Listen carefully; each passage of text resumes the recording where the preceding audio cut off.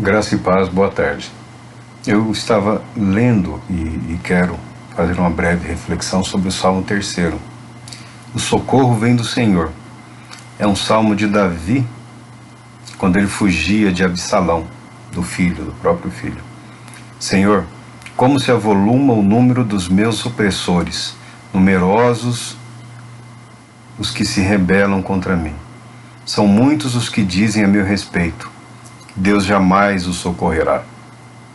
Mas tu, Senhor, és o escudo que me protege, minha glória e o que me ergue a cabeça.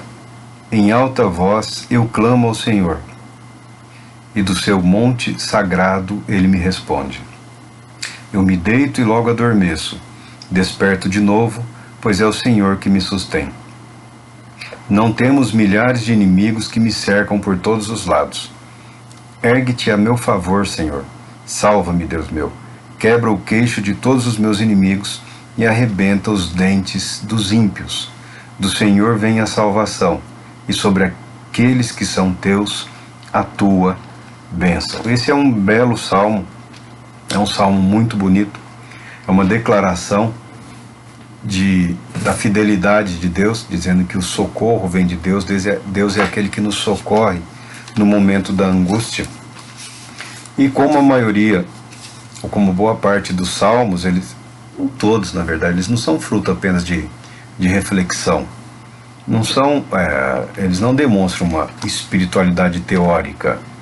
Eles são fruto da vida, das experiências que homens tiveram no passado, e através dessas experiências de vida e durante essas experiências, eles reconheceram o agir de Deus na vida deles. Eles enxergaram Deus agindo em favor deles.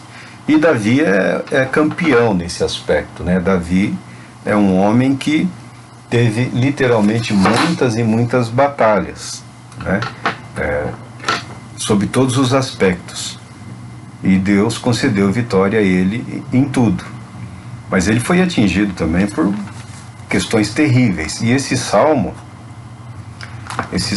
ele é decorrente do acontecimento de violências graves na casa de Davi, no palácio dele, envolvendo os filhos dele. O filho mais velho de Davi, Aminon, se eu não me engano era esse o filho, Aminon, ele era o filho mais velho de Davi. E ele se apaixonou por Tamar, também filha de Davi, filha de Davi, irmã de Absalão. Ou seja, Absalão e Tamar eram filhos de Davi com uma das esposas, e Aminon era filho de Davi com outra, né, meia irmã, mas ele estava apaixonado pela irmã, né, filhos do mesmo pai.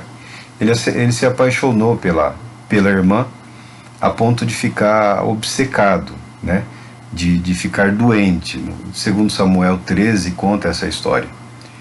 E esse jovem de má índole, de péssimo caráter, ele era assessorado por pessoas piores que ele. E um dos assessores dele orientou ele num estratagema, Jonadab, sobrinho de Davi. Ele aconselhou: se faça de doente, né, fica na sua casa, porque eles dividiam os filhos, né?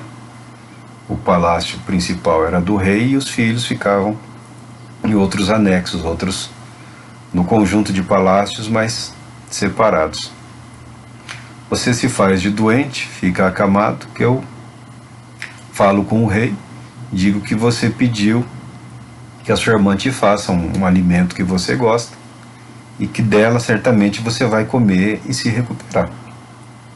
E assim eles combinaram e fizeram, né? Aminon ficou na casa dele, com a pequena corte que os príncipes tinham, e o rei autorizou e mandou chamar a filha, a moça, a jovem, vá fazer comida para o seu irmão, porque ele não está bem. E ela assim o fez. Quando ela preparou o alimento, a comida lá, certamente uma do gosto do príncipe, ele se recusou a comer e mandou que todo mundo saísse. Saíam todos, demonstrou indisposição e pediu para ela: vem até o quarto, aqui você me traz a comida que eu vou comer da sua mão. Ela, indo até o quarto, ele aproveitou a situação e violentou a irmã, ele abusou a irmã, ele estuprou a irmã. E logo após o ato, como acontece com muitas pessoas movidas por paixão egoísta, né, por sentimentos egoístas, ele criou uma aversão pela irmã, pessoa a quem ele tinha acabado de abusar. Ele mandou que a expulsassem do quarto como se ela fosse uma qualquer. Ela foi jogada, chamou a guarda dele, tinha uma guarda pessoal, tinha uma pequena corte. Ele a expulsou do quarto. E a irmã contou para o Absalão. Absalão encontrou com a irmã, viu o estado em que ela estava. Provavelmente ele teria percebido alguma coisa, né?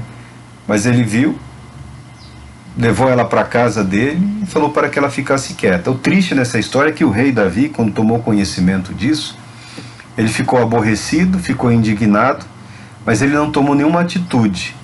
Ele nem repreendeu o filho, porque era o primogênito, era o mais velho, era aquele que na cabeça de Davi seria o seu sucessor. Davi foi pai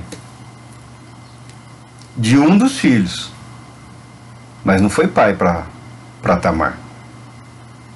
Para Absalão, ele era só o rei, ele perdeu 2 filhos quando ele decidiu não punir o filho mais velho.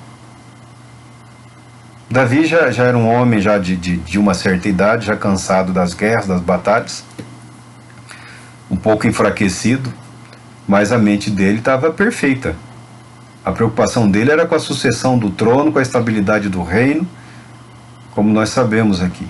Mas ele deixou de fazer justiça, porque a obrigação do rei é zelar pela justiça. Ainda que ele absolvesse o irmão, ele teria que ter condenado o ato, tomado alguma atitude em relação à culpa dele, né? E alguma atitude em relação à própria filha que foi ofendida. Não, ele abandonou a filha. Ele foi pai só para o primogênito. Nesse caso aqui, ele foi pai, ele protegeu o filho mais velho, que cometeu um absurdo, que cometeu uma atrocidade, cometeu um mal, uma desonra terrível. Absalão acolheu a irmã, nunca mais conversou com o outro irmão, o Amenom, e aguardou 2 anos criando um plano. Depois de 2 anos ele foi até o rei, 2 anos, e convidou o rei para uma festa, o rei e todos os filhos do rei. Davi falou: eu não vou porque eu serei muito pesado. O que ele está dizendo é o seguinte: quando o rei se desloca, a corte se desloca junto. A guarda pessoal do rei, é muita gente que envolve no entorno do rei. Ele falou: não quero dar trabalho, mas faça a festa, pode levar. Liberou os irmãos para participarem. E o Amenom, que não tinha sofrido nenhuma repreensão do pai, que estava tranquilo, se sentindo assim, livre e perdoado, Absalão ordenou a alguns servos dele: quando virem que o filho do rei está já alegre do vinho, podem matá-lo e não tenham medo, porque sou eu quem está mandando. E durante a festa ocorreu conforme o planejado. Amenom foi assassinado por ordem do irmão Absalão. O rei, quando soube da notícia, ficou desesperado, imaginando que todos os filhos dele pudessem ter sido assassinados ali, mas não foi o que aconteceu. Amenom matou o irmão e também fugiu. Fugiu e ficou afastado por um tempo. Olha, e a Bíblia fala que Davi lamentava pelo filho que fugiu. Davi teve compaixão do estuprador. e agora sentia falta do que tinha assassinado covardemente o outro irmão. Porque justiça se faz de acordo com a lei, mediante um julgamento. Não era a responsabilidade de Absalão vingar a irmã. Era a responsabilidade do rei. Quando a pessoa foge às suas responsabilidades, às suas atribuições, ela corre o risco de criar inimigos bem próximos de si. E Absalão ficou algum tempo afastado.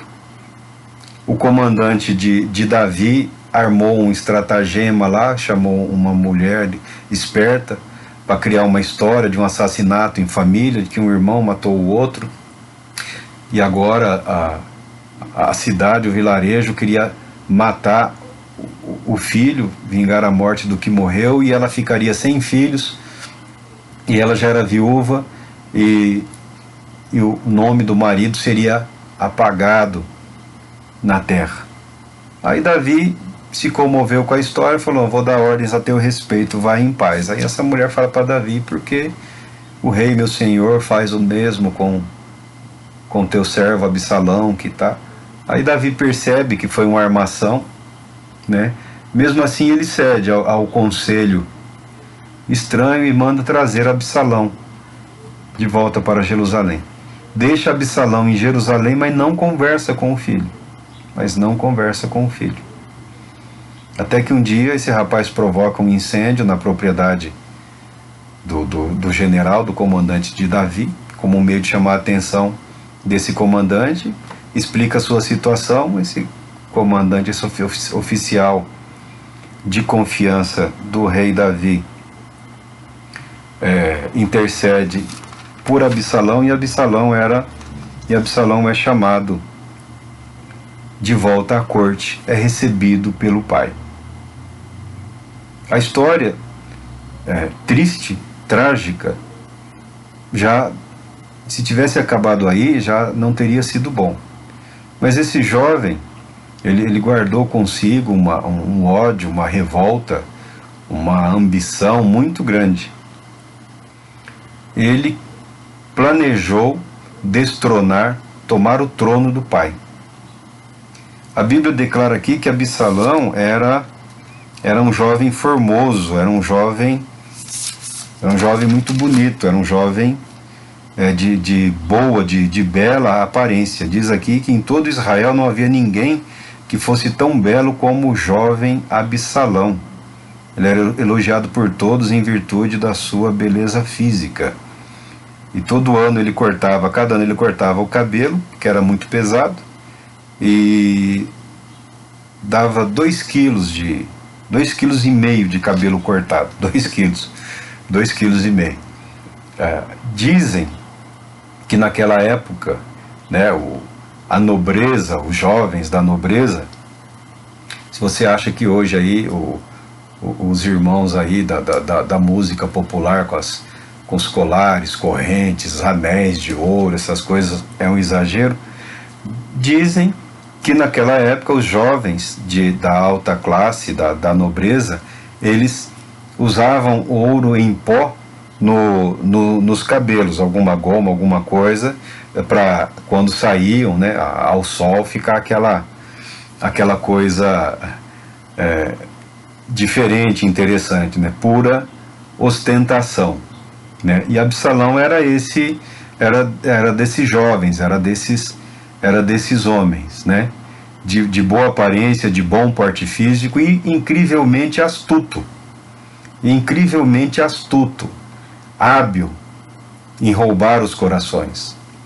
Da mesma maneira como ele acolheu a irmã que havia sido violentada, que havia sido abusada, e não recebeu da parte do rei nenhuma compensação, nenhuma palavra foi dirigida, o rei ficou plantado lá, pasmo com os acontecimentos, porque era pai, mas era rei.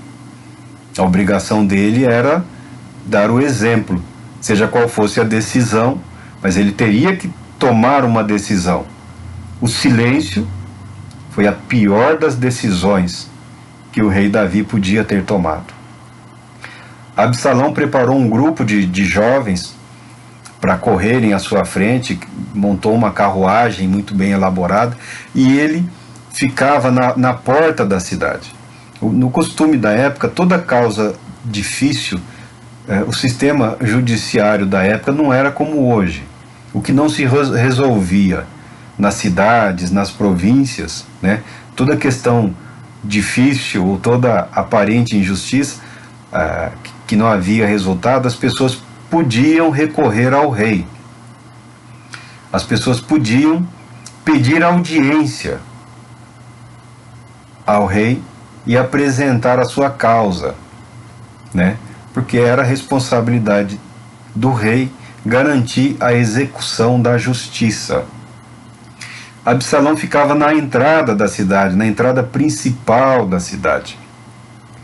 E quando as pessoas que vinham, sabe aquela pessoa simpática, educada, que a todos cumprimenta, né, como vai o senhor e a família, de onde está vindo, né, vem para as festas no templo, vem para comércio, vem à procura do rei. E quando as pessoas declaravam que lá estavam para pedir uma audiência com o rei, a Bíblia fala que Absalão, né, ouvia a causa e lamentava, né, dizia: olha, a sua causa é justa, você tem razão, mas infelizmente não tem ninguém da parte do rei para ouvir, para fazer justiça por você. Sinto muito, vá em paz. Quem dera fosse eu rei de Israel. E isso ele fez várias e várias vezes, muitas e muitas vezes, apresentando-se como um rei melhor. E Davi, por tudo que havia sofrido e vivido, ele já vivia mais que parado no palácio, né, isolado do povo, povo que amava o seu rei, né? Mas Davi se isolou pelas muitas batalhas, pelos ferimentos, pelos cansaços, pelas dores, né? Pelo que passou depois, pelo pecado que cometeu.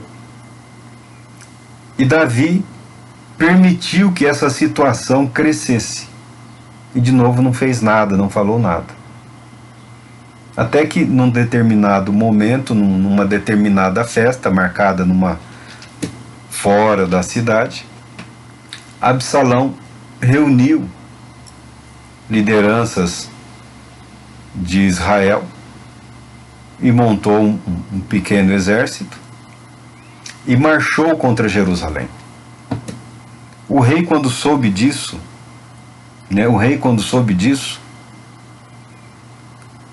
ele decidiu pela fuga, né? Diz aqui: então o mensageiro chegou e disse ao rei Davi: o coração dos homens de Israel se voltou para servir Absalão. Diante dessa notícia, Davi declarou a todos os anciãos e oficiais de Jerusalém: levantemo-nos, pois, e fujamos. De outra maneira, certamente não escaparemos da fúria de Absalão. Apressai-vos em partir, para que não aconteça que seja ele mais ligeiro e nos ataque, nos destrua e passe a cidade toda a fio da espada. Porque com a morte de Amenom, Absalão já estava na linha sucessória. Casos de revolta, de rebelião, não eram incomuns naquele período, né? Irmão matando irmão, filho matando pai para assumir o trono. E Davi nunca imaginou, não esperava, e estava vivendo essa mesma situação. E agora quem marchava para Jerusalém era o querido do povo, o cara popular, o cara das promessas. E Davi, vendo a situação desesperadora, ele optou pela fuga. A Bíblia fala que ele fugiu a pé, fugiu com a roupa do corpo. Ele, a guarda pessoal, as suas esposas, os seus principais conselheiros, né? Os amigos que ali viviam orientando e ajudando Davi. Davi fugiu do próprio filho que queria tirar a vida dele. A construção da espiritualidade verdadeira, por isso que nós falamos, ela parte da realidade, ela parte da vida. Ela não parte do delírio, do sonho, da fantasia. A revelação de Deus é a maneira dele mostrar-se aos homens, manifestando-se aos profetas, através dos profetas, no sentido de comunicar a sua palavra, a sua vontade, para condenar o erro, para chamar ao arrependimento e para garantir e confirmar que, se o povo permanecer fiel, ele é Deus fiel. E ainda que o povo se torne infiel, a infidelidade do povo não muda a fidelidade de Deus. Ele chama o povo ao arrependimento. É um belo salmo, é um salmo magnífico, mas a história é de um filho tentando matar o pai para assumir o poder, porque o pai não repreendeu o irmão mais velho que tinha estuprado a irmã. Tragédia. Tragédia na casa do rei.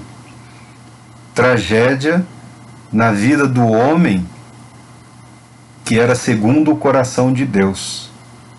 Comparado com Saul, que foi rei segundo a vontade dos homens, temos aqui Davi, que é um homem segundo a vontade de Deus. E é um homem capaz de aceitar as circunstâncias da vida com praticidade, assim, incrível.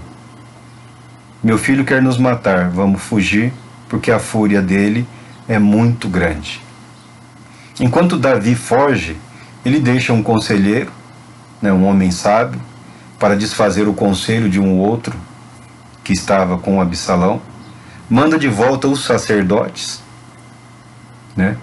e pede aos sacerdotes que enviem notícias, enviem comunicados. Quando Absalão chega em Jerusalém, ele não precisa tirar vidas. Davi, nesse aspecto, ele foi um homem, assim, evitou mortes desnecessariamente.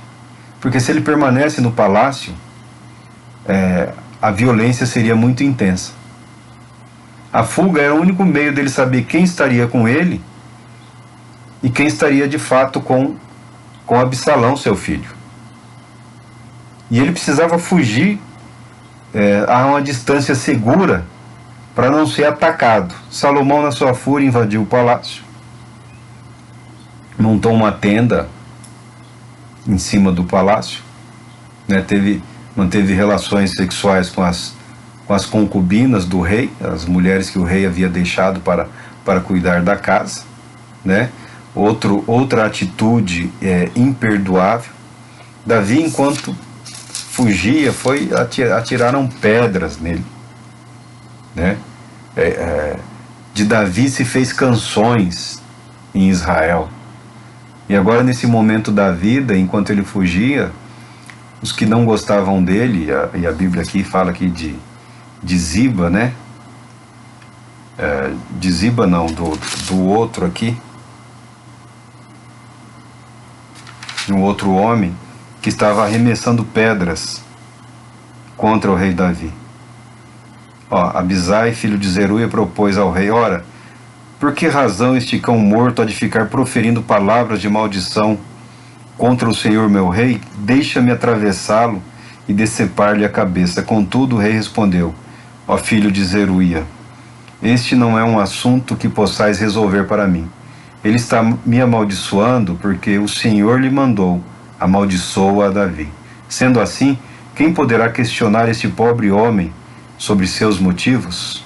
Davi era um homem extraordinário. Davi era um homem fantástico. O homem que estava ofendendo Davi era da família de Saul, um homem chamado Simei, filho de Gera. Ele saía ao encontro, xingando eles: vai-te fora daqui, assassino, bandido. E Davi, enquanto fugia, lembrou dos seus pecados, lembrou das suas falhas, lembrou dos seus erros. E quando um dos seus oficiais, leais a ele, falou: porque o rei se permite ouvir esse louco, deixe que eu tire a vida dele. Ele falou, não, você não tem como me ajudar. Esses insultos e essas ofensas são por ordem de Deus. A teologia da época não fazia distinção entre permissão, né? Entre permissão e decreto, né? Deus permitiu, Deus decretou permitir ou Deus decretou agir. Ninguém fazia essa distinção. Se ele encontrou forças para me ofender e me xingar, é porque Deus assim o permitiu. E se não for da vontade de Deus, Deus vai me julgar. Deus fará justiça. Nós não temos sempre essa paciência, né? É difícil. Sejamos francos, uma ofensa ou outra, de vez em quando, a gente até passa bem, né? Mas você, num dia ruim, e vem um para te ofender, te humilhar, te atacar, é difícil, é muito complicado. Mas Davi aqui estava completamente mortificado, quebrantado, humilhado, arrasado, né? Pelo que perdeu, pela pessoa, pelo filho que ele amava, que estava tentando tirar a vida, e incerto do propósito de Deus em relação a tudo aquilo. Eu não estou falando aqui de alguém que perdeu uma aplicação financeira, né, vendeu um carro para investir em ações, ou tirou dinheiro de uma aplicação, colocou em outra, e perdeu dinheiro, perdeu... Não, nós estamos falando aqui de tragédia e de calamidade na vida de um homem temente a Deus e de um homem amado por Deus. O conselheiro que Davi deixou funcionou. Salomão mandou convocar Absalão mandou convocar um exército maior. Absalão convocou um exército maior para atacar o rei, ou seja, permitiu que chegasse a noite, que amanhecesse e que os amigos leais de Davi o procurassem por ele. O exército que se reuniu com Davi foi dividido em 3 grupos e os comandantes não permitiram que o rei saísse para a batalha. Absalão, arrogante e presunçoso que era, foi para a batalha. E a Bíblia declara que esse rapaz, durante a batalha, montando num mulo lá, ele ficou preso em galhos de árvore, ficou preso pelo pescoço e ficou balançando. Após alguma relutância, porque todos sabiam o quanto Davi amava o filho, um dos generais de Davi foi até Absalão e tirou a vida de Absalão. Deus concedeu vitória ao rei Davi. Uma vitória que talvez ele nem quisesse mais. Uma vitória que ele talvez nem desejasse mais. Ele estava tão sofrido, ele estava tão desesperado, tão aflito pela morte de Absalão, que ele nem saiu para comemorar com o exército. O general foi até ele, chamou a atenção dele e ele apareceu para as tropas. Davi saiu de Jerusalém pela porta dos fundos, sendo chamado de nomes absurdos, descalço, humilhado, e pouco tempo depois ele regressou nos braços do povo como o rei que era. Ele teve o seu reinado confirmado. Ele teve a promessa de Deus confirmada na vida dele. Nós não podemos dizer que Davi tinha que ter passado por isso, que era necessário passar por tudo isso. Mas nós também não podemos dizer que Davi é responsável pelo pecado, pelos erros dos filhos dele. Um arrogante, presunçoso, incapaz de respeitar a própria irmã. Outro dominado pelo ódio, primeiro pelo irmão, depois pelo pai. E nisso Davi perdeu 2 filhos. Perdeu 2 filhos trágica e violentamente. Ele recebeu na sua vida, no seu corpo, o desprezo dos filhos, o desprezo dos súditos, também o ódio do filho, o ódio dos súditos, e sobreviveu se apegando ao amor de Deus. Ele compôs este salmo e vários outros salmos. Muito bonito. É muito lindo a melodia, né?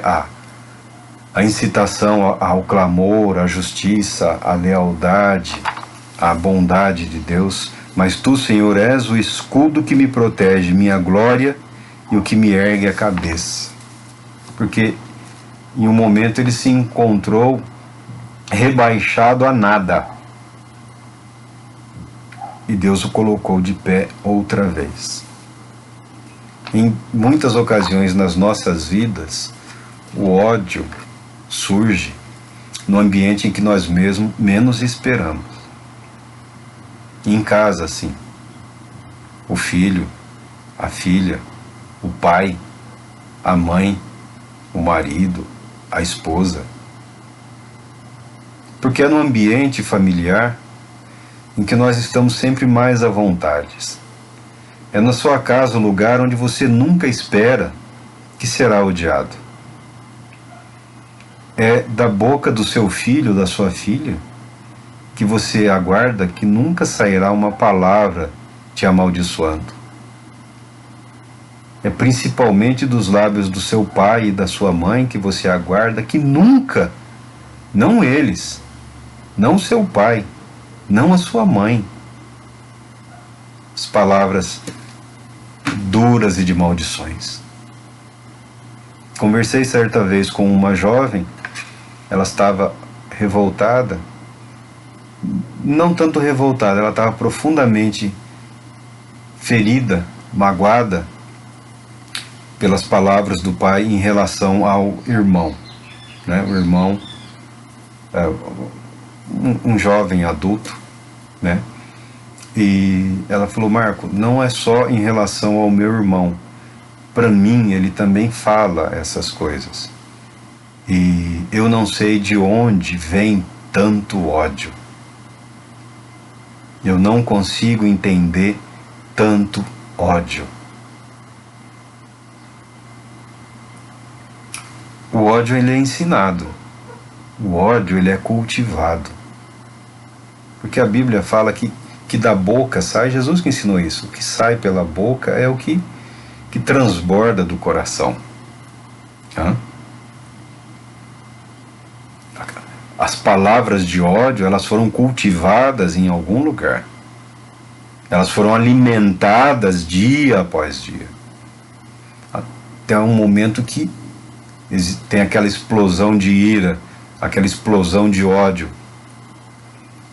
Você, aquele, aquela, aquilo. E as pessoas que odeiam sempre reduzem o outro a uma condição não humana de preferência, né? Aquele, aquilo, aquela, isso, esse, né? Aquele, isso, aquela, esse. Esse nunca foi e nunca será o caminho proposto pela palavra de Deus.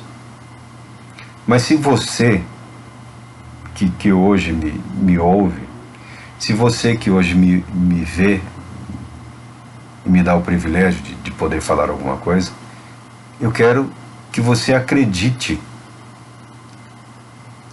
que Jesus Cristo é a cura para isso.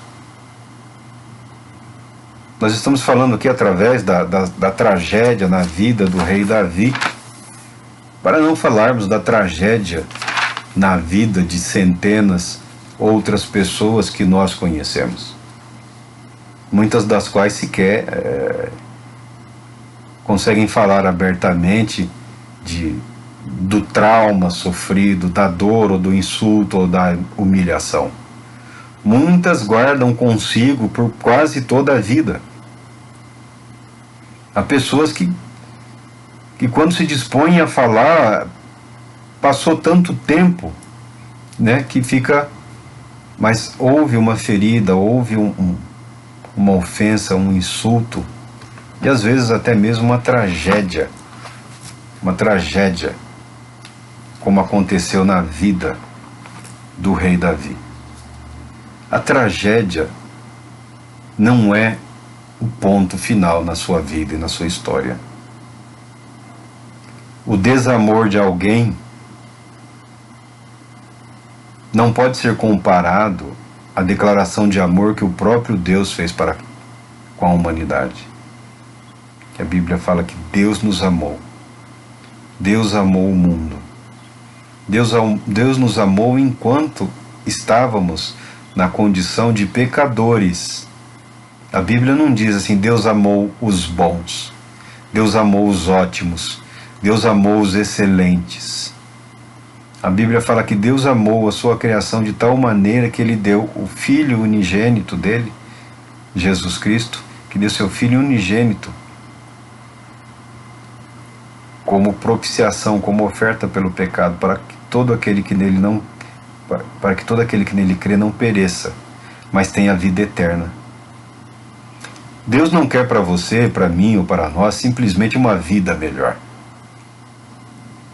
Não é isso. O que Deus quer para nós é a vida eterna com Ele, nosso Pai.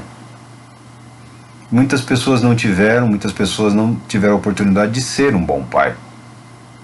Mas isso não é final. Isso não é final. O bem que nós não conseguimos realizar nas nossas vidas, ele não está numa condição de impossibilidade agora. O que você não conseguiu realizar no passado, não tem que ser a marca da sua vida hoje. A sua vida hoje, a minha vida hoje, a nossa vida hoje, ela pode ser mudada e transformada. Ela pode ser moldada pela vontade de Deus. Eu não falo como um comerciante vendendo fórmula mágica. E eu sempre digo, não é fácil. Não é, porque não é, não tem que ser. Não tem que ser. Davi teve que enfrentar o desprezo e o ódio do filho. O filho a quem ele amava. E Davi sobreviveu. O jovem não precisava, não tinha nenhum motivo para ter agido daquela maneira. Mas o ódio que não tem paciência, não tem esperança, não persevera, exige sempre uma resposta rápida. Se acreditamos em Deus, se acreditamos no poder de Deus, se acreditamos no Evangelho de Jesus Cristo, nós precisamos acreditar na resposta certa, no caminho correto, no processo adequado, para que possamos atingir o fim devido. Deus abençoou grandemente a vida do rei Davi. Deus concedeu a ele um descendente que subiu ao trono. O filho menos provável, né, que foi o caso do Salomão. O menos provável da esposa menos provável foi rei sobre Israel. E reinou em paz. Paz conquistada através das muitas batalhas de Davi. Mas reinou em paz. E teve a vida dele, teve o reinado dele, teve a sua própria história, que teve o seu próprio desfecho. Mas Deus foi fiel ao rei Davi. As suas dores de hoje, as suas aflições de hoje, resultarão em bênçãos para os seus filhos. Resultarão em vitória na vida dos seus filhos, dos seus netos. Não é sem razão que se constrói uma vida através da perseverança e da fé. Eu gosto sempre do texto que diz, não por força nem por violência, mas pelo meu espírito. Talvez nós levemos tempos demais para acreditar na verdade dessas palavras. Talvez nós tenhamos deixado escapar oportunidades outras em que o Espírito de Deus quis, naquele momento, nos mostrar o caminho sereno, o caminho da perseverança, o caminho da paz, e talvez na pressa, no calor das emoções, né, no fogo da juventude, não tenhamos dado a devida atenção. Mas quem disse que é tarde? Quem pode dizer que é tarde? Quem pode arremessar pedras contra alguém como se estivesse espantando um animal doente? Ninguém. Ninguém. E se alguém assim o fez em relação a você, faça como diz o rei Davi, pode ser que tenha sido ordem de Deus. Pode ser que seja essa a vontade de Deus, e contra Deus, nesse momento, eu não vou me rebelar. Você foi humilhado, ofendido, deixado de lado, a sua causa não foi julgada adequadamente. Contra Deus, você não deve se revoltar. Contra Deus, você não deve se rebelar. Porque só Ele conhece o final da história. Só Ele sabe exatamente o que Ele se propõe a realizar na sua vida. São lindos os salmos. São maravilhosos os salmos. Porque a história, depois de registrada, ela pode ser cantada e louvada. Durante a dor e o sofrimento, nós ficamos às vezes na incerteza, na dúvida. Mas espera o sol se pôr. Busque uma boa noite de sono. Aguarde o raiar do sol. E a vontade de Deus certamente se manifestará serena, tranquila e abençoadora na sua vida. Você não precisa, você não deve ficar indignado contra Deus. Ele sabe o que Ele está fazendo. Ainda que Ele tenha usado as pessoas menos prováveis, as situações mais complicadas, a bênção de Deus em Cristo Jesus é garantida para a sua vida. Que Deus te abençoe e te guarde. Querendo Ele, retornaremos em breve.